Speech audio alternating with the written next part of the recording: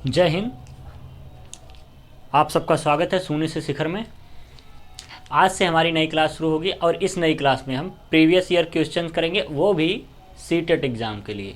तो सीटेट का एग्ज़ाम आने वाला है और सबको यह पता है कि ज़्यादा से ज़्यादा लोग अभी रजिस्ट्रेशन करा रहे हैं। जो रजिस्ट्रेशन नहीं कराए हैं वो रजिस्ट्रेशन करा लें, ठीक है। जिन्होंने रजिस्ट्रेशन नहीं कराया है वो रजिस्ट्रेशन करा लेंगे और इसकी डेट शायद इस मंथ के लास्ट में ही तक है। और आपको बता दें, जो सीटेट का मैथ है, ठीक है, सीटेट का मैथ है 30 नंबर में पूछा जाएगा। मतलब 30 क्वेश्चन आएंगे, 30 नंबर में पूछा जाएगा आपसे। और आप ध्यान में रखिए कि चाहे वो टेट हो चाहे सुपर टेट हो, दोनों में भी बातें वही हैं। दोनों प्रक्रिया में बातें वही हैं। 30 नंबर का उसमें भी आएगा और 30 नंबर का इसमें भी आएगा। और जो सिलेबस सेम है दोनों का, इस बात को समझिए। जो मैथ का सिलेबस है डियर, वह दोनों में क्या है, तीनों में सेम है। तो मैथ का सिलेबस पे बात किया जाए, इसमें देखिए जो सीटेट है और सुपर टेट और टेट है, इसमें थोड़ी सी बातें होती है। जो मैथ होता है वो क्या होता है, शिक्षण से होता है, गणित शिक्षण। जो गणित शिक्षण होता है, इसमें जो प्रश्न होते हैं आपके, कम से कम 10 क्वेश्चन आपको ऐसे मिलेंगे जो अंक वाले होंगे। अंक का अर्थ जो हम सब मैथ में पढ़ते आते हैं कि 2, 3, 4 या फिर कोई ब्याज, साधारण ब्याज या फिर सरलीकरण, इस तरह से क्वेश्चन को पढ़ते हैं। बाकी आपके 15 से 20 क्वेश्चन कैसे आते हैं, जो आपको बताने होते हैं। बताने का अर्थ है जैसे 4 ऑप्शन देगा और उसमें से पूछ लेगा कि आपको कि बताइए एक अच्छे शिक्षक के लिए गणित कक्षा 7 के, कक्षा 5 के बच्चे को गणित समझाने के लिए क्या गतिविधियां अपनानी चाहिए। ऐसे ऐसे करके आपको क्या करेगा, प्रश्न को पूछेगा, ठीक है। और कभी कभी ऐसा होता है टेट सुपर टेट में आपको 20 नंबर का या 18 नंबर का अंक वाला पूछता है, बाकी आपको शिक्षण से पूछ लेता है। यही है सिलेबस में। और आपको ज़्यादा से ज़्यादा ध्यान क्या देना है, हम आपको पूरा कराएंगे, शिक्षण वाला भी और आपको अंक वाला भी। इसको कोई नहीं बताता है कि शिक्षण और अंक वाला अलग अलग करके पढ़ना चाहिए। ध्यान में रखिए, दोनों की बातें अलग होती हैं। जो शिक्षण वाला होता है ये थोड़ा सा कठिन होता है। क्यों? क्योंकि जो शिक्षण वाला है इसको समझना पड़ता है। अब मैथ को देखिए, मैथ को अगर भाषा के रूप में या शब्द के रूप में समझा जाए, जैसे भाषा या शब्द के रूप में, जैसे किसी चीज़ को परिभाषित आप करके लिखते हो या परिभाषित करके पढ़ते हो तो आसान होता है। लेकिन मैथ में ऐसा नहीं होता है। फिर भी मैथ में ऐसा हो रहा है शिक्षण में कि मैथ को आप जब पढ़ा रहे हैं, जैसे हम आपको पढ़ा रहे हैं तो किस कौशल पे ध्यान दे रहे हैं, किस बात को ज़्यादा बता रहे हैं, किस बात को कम बता रहे हैं, क्या क्वालिटीज़ हैं, यही क्या है, शिक्षण में आता है। और जो आप प्रश्न को सॉल्व करते हैं वह अंक के शिक्षण में आ जाएगा। तो ध्यान में रखेंगे। और हम आज की क्लास यहीं पे शुरू करते हैं। आपको ज़्यादा से ज़्यादा क्वेश्चंस को कराएंगे। तो सीटेट, सुपर टेट और टेट, इन तीन पे मेन फोकस आपका इन तीनों पे होना चाहिए। और इन तीनों पे फोकस होने के साथ साथ में अगर आप किसी मतलब छोटे एग्ज़ाम के लिए, जैसे यूपी, छोटा एग्ज़ाम के लिए भी तो कठिन ही है, यूपी SSSC पेट का भी इसी में आ जाएगा। और आपका सुपर टेट तो है ही, टेट भी है और सी टेट तो ऑलमोस्ट है ही, है ना। तो इन चारों को ध्यान में रखिए। और इसके साथ में अगर किसी एंट्रेंस का आप एग्ज़ाम दे रहे हैं तो उसमें भी आपको लाभप्रद होगा। और ध्यान रखिए, आपकी स्पीड मायने रखेगी। आपका सुपर टेट या टेट या सी टेट के प्रश्न सॉल्व हो पाएंगे कि नहीं। क्यों? क्योंकि 150 क्वेश्चन होता है टोटल। 150 क्वेश्चन में से 30 क्वेश्चन आपके मैथ होते हैं। और इस 30 क्वेश्चन मैथ में आपको बहुत ही कम समय मिलता है, जिसमें एक क्वेश्चन पे आपकी अप्रोच हो पाए, ठीक है। एक क्वेश्चन पे आपके अप्रोच होने के लिए बहुत ही मशक्क़त करनी पड़ेगी। समझ लीजिए कि आप अगर पढ़ने में बिजी हो गए, जैसे प्रश्न हैं, आप डेली क्या करिए, ज़्यादा से ज़्यादा प्रश्न को लगाइए और कोशिश ये करिए कि जल्दी से जल्दी करने का। क्यों? क्योंकि उसमें पैराग्राफ या जो प्रश्न होता है वो बड़े बड़े होंगे, प्रश्न जो दिए रहेंगे वो बड़े बड़े होंगे, आसान होते हैं, बस सिर्फ पढ़ने में देरी होती है, इसलिए प्रॉपर अगर प्रैक्टिस रहेगी तो बहुत आसान से लग जाएगा। अब देखिए, जिन लोगों को मैथ में हिचकिचाहट है यहाँ से पूर्ण रूप से दूर हो जाएगी और आप आसानी से सीख पाएंगे और कहेंगे सर जो आपने बताया है पूर्ण रूप से वही आ रहा है। देखिए, हम जो प्रश्न आपको कराएंगे वह प्रश्न मॉडल पेपर से नहीं होगा, जो हम आपको जितने भी क्वेश्चन कराएंगे वो मॉडल पेपर से क्वेश्चन नहीं होगा। वो कहाँ से तब होगा सर? वो होगा previous year, only previous year, ठीक है, ओनली प्रीवियस ईयर होगा। और जो ओनली प्रीवियस ईयर हो रहा है ये होगा 2021 और 22 का, सिर्फ 2021 और 22 का। कहेंगे सर ऐसा क्यों है? ऐसा इसलिए है कि 2021 और 2021-22 का जो भी प्रीवियस ईयर क्वेश्चन है, अगर इसको आप लगा लेते हैं, अगर इसको पूर्ण रूप से लगा लेते हैं तो इतना मान के चलिए आपके 30 क्वेश्चन में से कम 24 क्वेश्चन तो ऐसे हैं जो इनमें से एकदम सेम टू सेम रिलेट होंगे, सिर्फ डिजिट बदला हो सकता है। और ये भी हो सकता है कि इन्हीं जो है 21 से 22 के बीच में जो हुए हैं सी टेट और सुपर टेट जो भी हुए हैं उनके जो प्रश्न कराए जाएंगे, हो सकता है कि जिस प्रकार से पिछली बार टेट का प्रीवियस ईयर टोटल उठा कर दे दिया था, हो सकता है इस बार सी टेट का भी प्रीवियस ईयर उठा के आपको सीधा दे दें।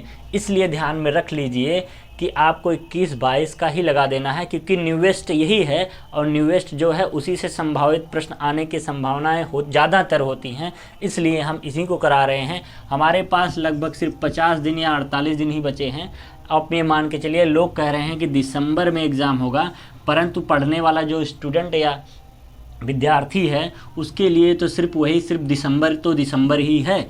दिसंबर के लिए कहा गया, दिसंबर में एग्ज़ाम लेगा, तो दिसंबर में जब एग्ज़ाम ले रहा है तो दिसंबर तक ही मान के चलेगा स्टूडेंट कि हमको अपनी पढ़ाई पूरी कर लेनी है, तो दिसंबर तक ही मान के चलेंगे। तो आज तो हो गई हमारा कितना, 11 या 12 तारीख। इस तारीख के बाद आप सोच लिए, आप जोड़ लीजिए, 2 ही महीने के टाइम था, इसमें 60 दिन में से 12 दिन आप घटा देंगे, 48 दिन बचता है।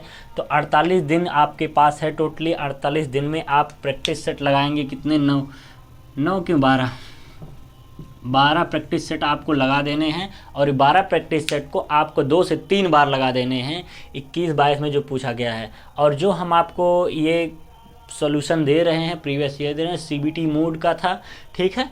और ये है आपका, हाँ सीटेट तो बता दिए, सीटेट का ही है, ठीक, सीटेट का केंद्रीय अध्यापक पत्र परीक्षा है। अब देखिए, अब हम शुरू करेंगे प्रश्न। अब देरी नहीं करते हैं, प्रश्न के हिसाब से चलेंगे और आपको बताते चलेंगे और प्रश्न को सॉल्व कराते चलेंगे। तो चलिए देखते हैं पहला हमारा प्रश्न क्या है। चलिए पहला देखिए, प्रश्न आपको दिया गया। पहला प्रश्न है, एक स्कूल में 46 शिक्षिकाओं में से 3/8 शिक्षिकाएँ उच्च स्कूल कक्षाओं में पढ़ती हैं।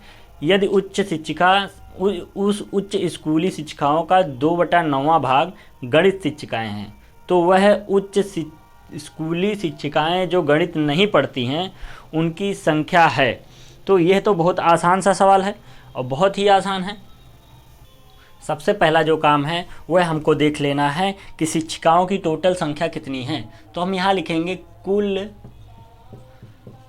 शिक्षिकाओं की संख्या। तो कुल शिक्षिकाओं की संख्या कितनी है? 98। ठीक, प्रश्न में दे रखा है। प्रश्न में अगर दे रखा है तो आप प्रश्न में देख सकते हैं कि यहाँ प्रश्न में दे रखा है आपको 96 दिया है। अच्छा 98 हमने लिख दिया, 96 दिया है, सॉरी, यहाँ पे 96 है। ठीक, अब देखिए अगला जो हमारा क्रम होगा, तो यहाँ पे बात ये हो गई कि कुल शिक्षिकाओं की। अब उसी में बात कर रहा है प्रश्न में, प्रश्न देख लिया जाए। प्रश्न में कह रहा है उच्च स्कूली कक्षा में पढ़ने वाली शिक्षा जो उच्च हायर मतलब हाँ हायर स्कूल में पढ़ती हैं। तो हायर मतलब कह लें उच्च स्कूली, क्या लिखा था, उच्च स्कूली कक्षा में पढ़ने वाली छात्रा शिक्षिका, ठीक है, पढ़ाने वाली, इस उच्च स्कूली कक्षा में पढ़ाने वाली शिक्षिका।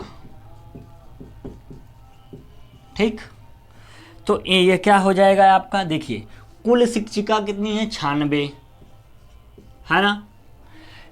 उच्च स्कूली में पढ़ाने वाली शिक्षिका कितनी हो जाएंगी, तो आपका जो दिया गया है 3/8, इसी में क्या करेंगे गुणा, क्यों, क्योंकि उसने कह रखा है प्रश्न में आपसे कहा है कि कह दिया है कि शिक्षिकाओं में से 3/8 शिक्षिकाएं उच्च स्कूली में जाती हैं, मतलब इन कुल शिक्षिकाओं में से उच्च स्कूली में कितनी जाती हैं 3/8, तो गुणा कर देंगे, 8 से काटेंगे तो 8 8 एकम 8, 8 दूनी 16। ठीक, अब यहाँ 12 36, आपको कितना मिल गया 36, ये जो 36 मिला आपको, ठीक 36 मिल गया। अब बात करते हैं गणित की, इतना का ये आपको मिल गया उच्च स्कूली में पढ़ाने वाली शिक्षिका, उच्च स्कूल में पढ़ाने वाली शिक्षिका कितनी है 36 हैं। तो आप ध्यान देंगे आपकी गणित में जो पढ़ाती हैं, जो गणित पढ़ाती हैं, ठीक है, गणित शिक्षिका,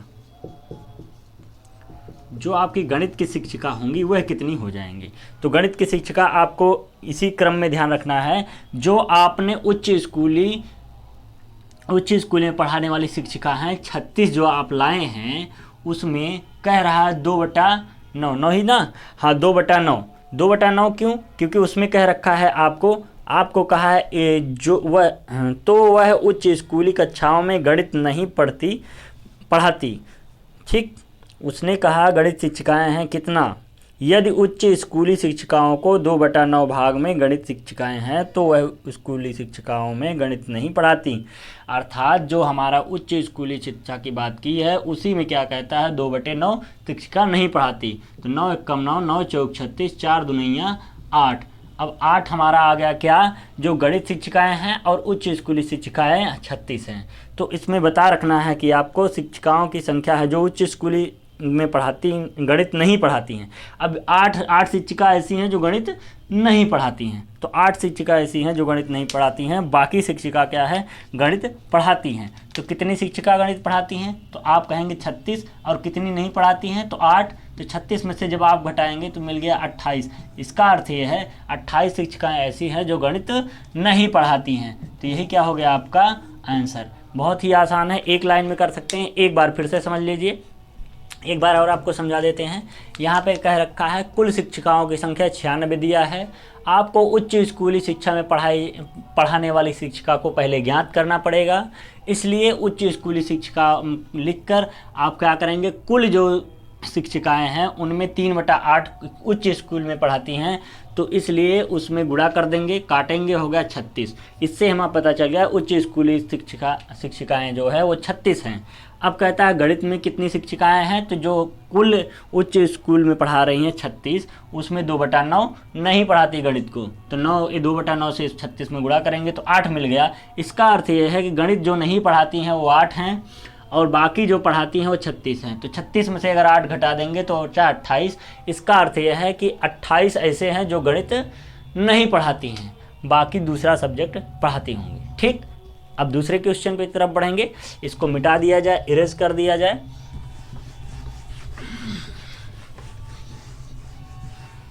अब हमारा अगला क्वेश्चन क्या है, इस पे ध्यान देते हैं। अगला क्वेश्चन कह रहा है 1/2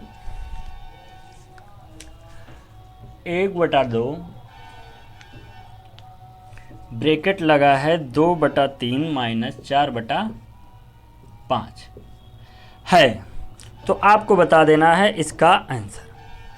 कहने का अर्थ है इतना आसान सवाल भी पूछ सकता है सीटेट में। तो सीटेट ये 2022 का है और 2022 का ही है, आपको सॉल्व करना है। लिखेंगे 1/2। अगर आपने सिंप्लीफिकेशन चैप्टर नहीं पढ़ा है तो आप हमारे जो शुरुआती वीडियो हैं उसमें आपको मिल जाएगा सिंप्लीफिकेशन का, उसमें जाके बढ़िया से पढ़ लीजिए। अगर आपको ये सब जोड़ घटाना नहीं आता है तो ब्रैकेट लगाएंगे। सबसे पहले क्या होता है, ब्रैकेट के अंदर की चीज़ों को सॉल्व किया जाता है। तो यहाँ दोनों में एलसीएम लेंगे, 3 और 5 का एलसीएम होगा 15 और 5 चौक को हो, यहाँ देखिए 5 या 15 हुआ। अब 3 से 5 15 में भाग देंगे तो 5 आया और 5 दूना 10। 5 से 15 में भाग दिए तो 3 आया और 3 में 4 से गुणा किए तो 12। ठीक, 1/2। ठीक, अब देखिए, अब यहाँ माइनस, यहाँ बचेगा -2/5। 15, क्यों? क्योंकि -12 बड़ा है, तो जो बड़ा उसका साइन लग जाएगा। अब यहाँ होगा 1/2, ये बाहर आएगा माइनस माइनस प्लस हो जाएगा 2/15। अब हम एलसीएम जब लेंगे इसका जब एलसीएम लेंगे तो हमको मिल जाएगा 2 और 15 का एलसीएम होगा 30, और यहाँ हम गुणा करेंगे तो 15 × 1 = 15, और यहाँ पे करेंगे तो +2, तो आपको मिला क्या? 17/30। जो 17/30 आया यही क्या होना चाहिए? आपका आंसर होना चाहिए। लेकिन यहाँ पे थोड़ा सा दिक्कत हमको दिख रहा है, कहीं गलती हुआ है। 3 चौको 12 ठीक है, 5 दूना 10 ये भी ठीक है, डिजिट सही लिखा गया है, बिल्कुल सही लिखा गया है। माइनस माइनस ठीक, -2 माइनस ठीक, माइनस माइनस, अच्छा यहाँ 2 दूना 4 ना कि 2, ठीक है। यहाँ पे देखिए एलसीएम लिया तो हुआ 30, 15 का 1 में गुणा हुआ 15, 2 का 2 में होगा तो 4, माइनस प्लस तो है ही, तो ये हो गया आपका 19/30। यही क्या होगा? आपका आंसर होगा। एक बार में साधारणतः आप लगा सकते हैं। चलिए अगले क्वेश्चन की तरफ बढ़ेंगे और आपको समझाएंगे। तो अगला क्वेश्चन जो हमारा है इसको मिटा दिया जाए। देखिए अगला क्वेश्चन आपको कहता है संख्या 4782 और 32,170 है ना, ये दिया गया है 32,170 में। कहता है इन दोनों संख्या में जो 7 है, इन दोनों संख्या में जो 7 है अंकित मूल्य के बीच अंतर, मतलब जो 7 इसमें दिया गया है ये वाला और ये वाला, कहता है अंकित मूल्य। तो आप एक नोट लिखेंगे, इसे नोट लिखेंगे, किसी भी संख्या का अंकित मूल्य वह संख्या स्वयं होती है।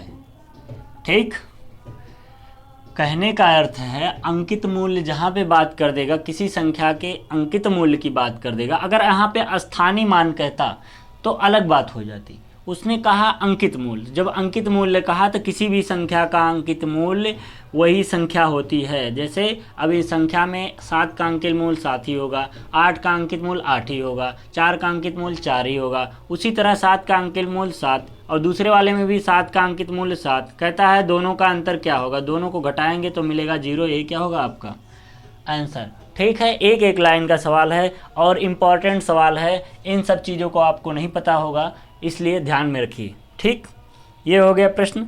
अब प्रश्न बात करें अगले की। अगला प्रश्न और देखिए, अगला प्रश्न आपसे कह रहा है, इसका भैया का कहने का अर्थ है कि आप बताइए इन कथनों में से कौन सा पूर्ण संख्याओं के लिए सत्य नहीं है। मतलब पूर्ण संख्या के लिए सत्य नहीं। तो पहला ए वाला देखते हैं, कैसे भैया सत्य नहीं है। इसमें लिखा है a + b = b + a। ये तो आप जानते होंगे, कम्यूटेटिव लॉ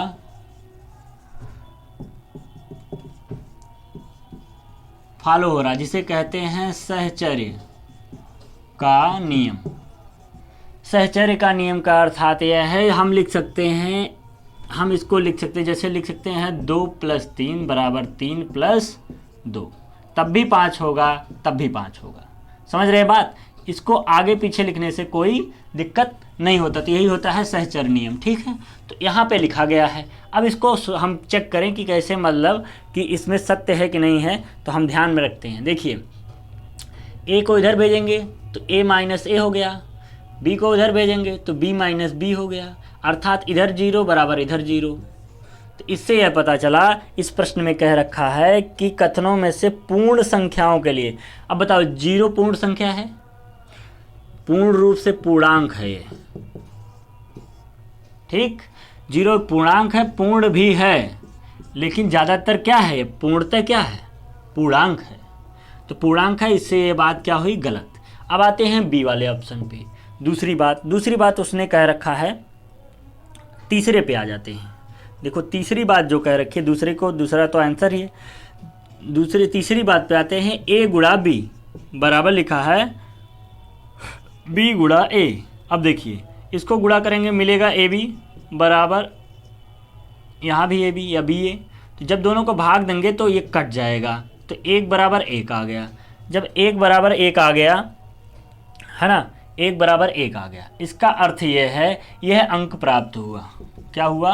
अंक प्राप्त हुआ। और जब अंक प्राप्त हुआ तो यह पूर्ण संख्या हो गई। क्या हो गई? पूर्ण संख्या। यहाँ पे हमने जो बता रखा था कि पूर्णांक है और पूर्ण भी है, ठीक हमने कहा था ना। तो पूर्णांक है मतलब पूर्ण है, ठीक है। तो ये भी अंक है, ये भी अंक है, 0 भी एक अंक है। अब देखो ये भी हो गया कि हाँ ये तो पूर्णांक है, लेकिन इसमें कहा नहीं है। प्रश्न में क्या कह रखा है? नहीं है। तो नहीं हमें खोजना है। तो डी वाले पे आते हैं, option number D. Option number D में दे रखा है आपको ए प्लस बी ब्रैकेट में प्लस सी बराबर ए प्लस बी प्लस सी, ऐसे दिया है। तो ये तो ब्रैकेट हटाएंगे सेम हो जाएगा, कट जाएगा, फिर 1 बराबर 1 मिल जाएगा। ये भी क्या है? अंक है, और अंक है तो क्या है? पूर्ण है। और पूर्ण है तो फिर से बात नहीं बनी, उसने कहा पूर्ण नहीं होना चाहिए, ठीक। अब आ जाते हैं बात जो आंसर नंबर सही है उस पर बात करें। तो आंसर नंबर बी सही है। कैसे सही है उसको देख लीजिए। आंसर नंबर बी में दे रखा है आपको a माइनस बी बराबर बी माइनस ए, ठीक। अब देखिए a को इधर ले आएंगे तो a ऐसे पहले था, इधर माइनस था तो इधर आएगा प्लस हो जाएगा, और b इधर पहले से प्लस था, इधर आएगा ये और प्लस हो जाएगा, एक माइनस प्लस हो जाएगा। तो यहाँ मिला 2a बराबर 2b, 2 से 2 काट दिया तो a बराबर b। इसका अर्थ ये है ये पूर्ण नहीं है। ये क्या आ गया? एक अचर आ गया। और जब एक अचर आ गया तो क्या हो गया? पूर्ण नहीं है। अर्थात यही ऑप्शन आपका क्या हो जाएगा?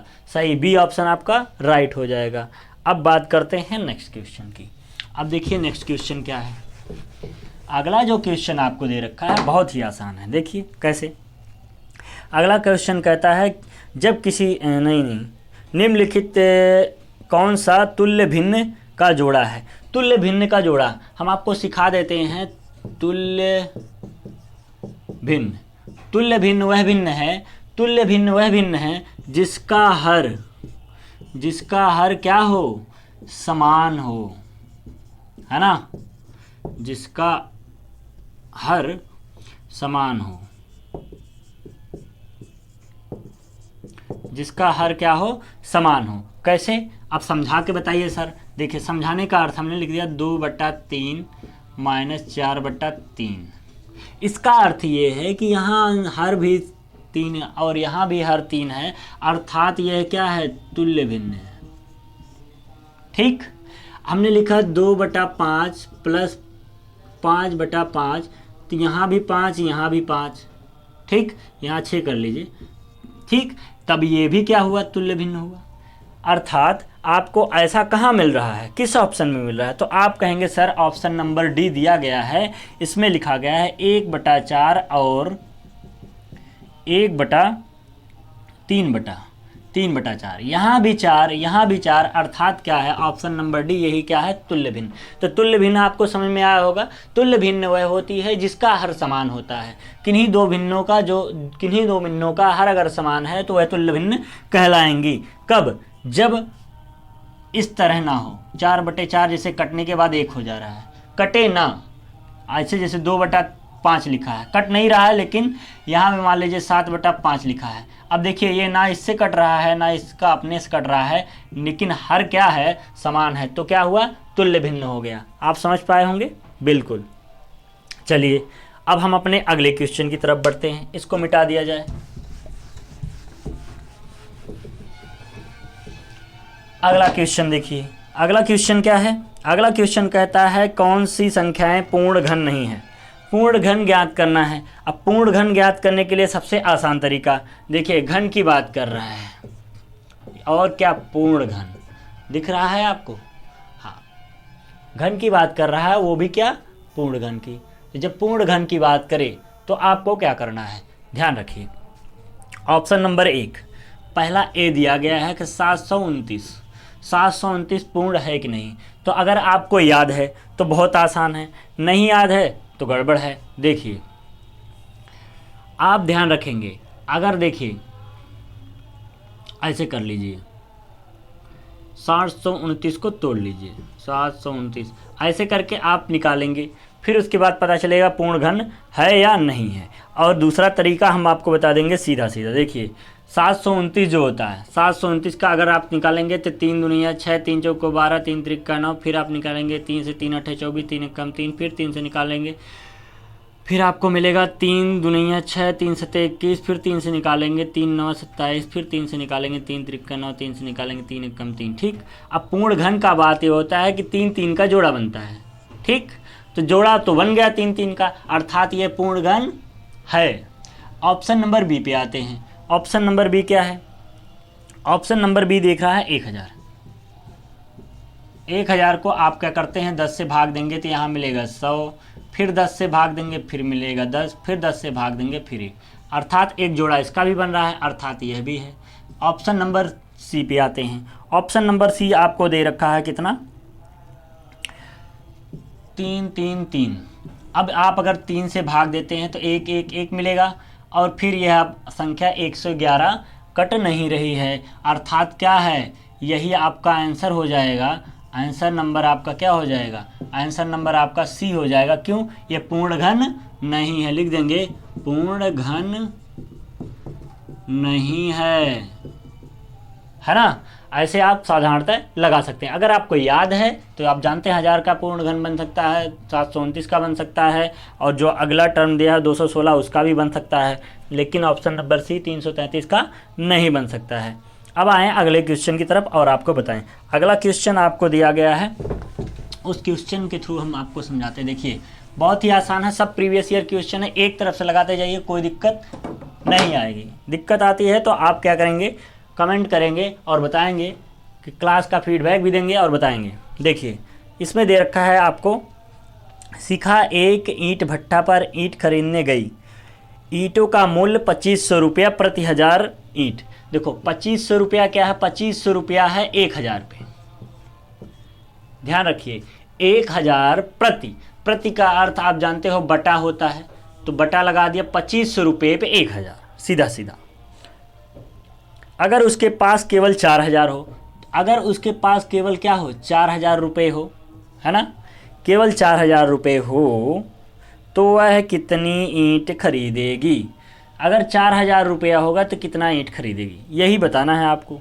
तो ध्यान में रखेंगे, तो पहले इतने को सॉल्व कर लेते हैं। ठीक, इतने को सॉल्व कर लीजिए तो आपको मिल गया 2.5 लिख लीजिए, है ना, 2.5 लिख लीजिए, यही सही है, बिल्कुल सही है। देख लेते हैं एक बार कि हाँ भट्टा खरीदने ईंट के 2500 रुपया प्रति 1000 के, उसके पास केवल 4000 रुपये हैं, तो कितनी ईंट खरीद सकती है। हाँ अब क्या होगा, एक बार देख लिया जाता है, इसके बाद क्या होगा हम भूल रहे हैं, ऐसा तो हो नहीं सकता, कुछ मिसिंग है।